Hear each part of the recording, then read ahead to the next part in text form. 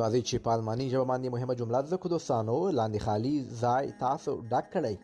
وایو پښتو کې وایو کنه تاسو څه وایئ. تاسو مطلب د یو کس لپاره مخاطبه ده. دغه جمله پښتو کې موږ وایو ته او تاسو. ته مطلب ملګرو ته انفورمل او تاسو فورمل ته استفاده کوو. Was خالی ځای A sagen Sie.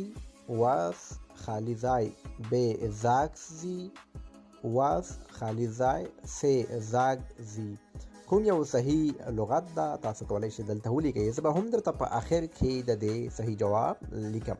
راول ګورم تاسو کې څوک صحیح لیکي. was خالی ځای Sie مطلب تاسو څه وایئ. A sagen B sagst C sag.